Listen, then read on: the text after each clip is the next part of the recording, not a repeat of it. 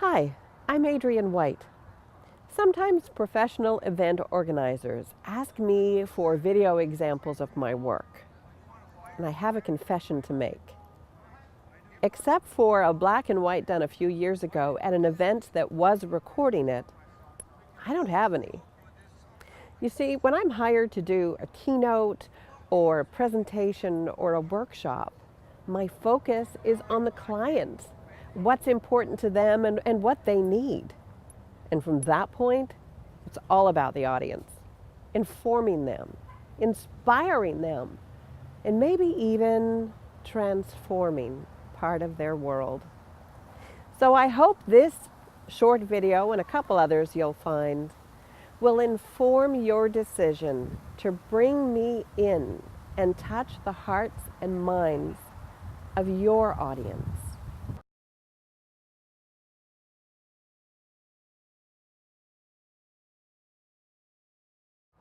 When people ask me, Adrienne, what do you talk about? What do you teach about? The answer varies. I've never been one of those speakers who has one signature talk. Not that there's anything wrong with that. It's just that I believe it's important to customize for the customer. So that said, what you hear me talk about could include things like thriving through change, or overcoming barriers to joy, or even recognizing and preventing burnout. No matter what I talk about, there seems to be a common thread, and that's women, work, and wellness. So much so that I'm writing a book about it. And there's a core theme that you'll find in almost all of my work, and that is very accessible information about the brain. Why? Well, we all have one. It's at the core of everything we do, and let's face it, it didn't come with a user's manual, right? And there has been so much research done and published recently, and a lot of people don't know about it. But it's really important stuff. So for example, a lot of people, especially women in high performance environments, we tend to work in a way that damages our brain long term. And of course that affects our health and our lifestyle. And you know what? Life can throw us curveballs enough. The last thing we need to do is add to it, right? So why not learn how you can create more happiness, more health? And you know, it just seems like a really great idea. So whatever the subject, you can count on honesty and humor, enthusiasm and engagement with the audience, and a lot of interaction. And it will all be packed full of useful, valuable information and a lot of heart.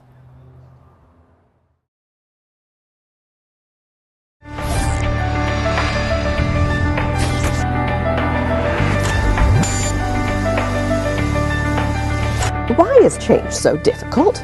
I mean, really, we are amazing devices. We are built for change. Think about it. Look around the room. Just take a minute and look around the room at everybody you see.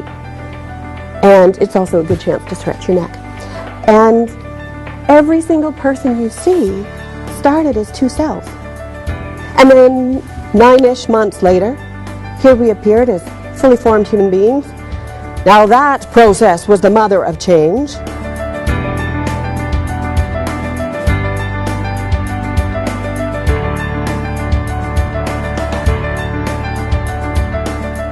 So when that happens to us, when we feel excluded, when we feel rejected, this is so cool.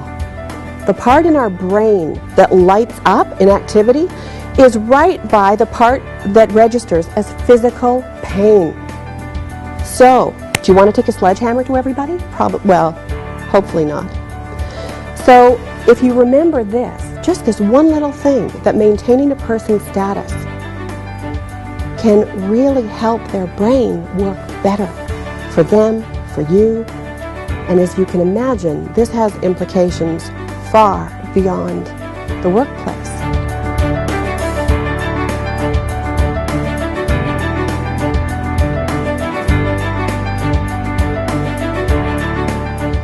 So just when you may need to think the most, just when you need your employees to be as innovative as they can be and to really, get moving in a new direction, that's when your brain shuts down. Fun, not productive, not ideal, and yet it's a normal thing.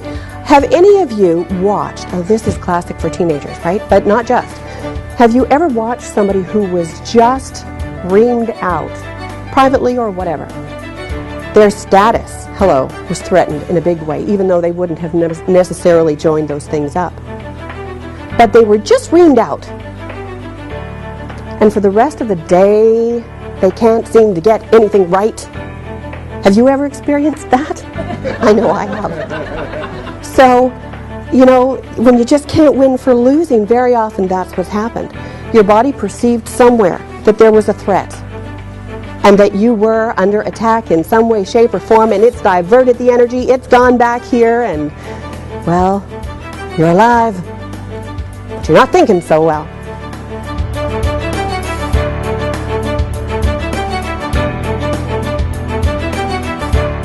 So, since I've been talking, you have each gone through hundreds of thousands of chemical and other changes just since I've been talking. Are you exhausted? If you are, it's not because of that change.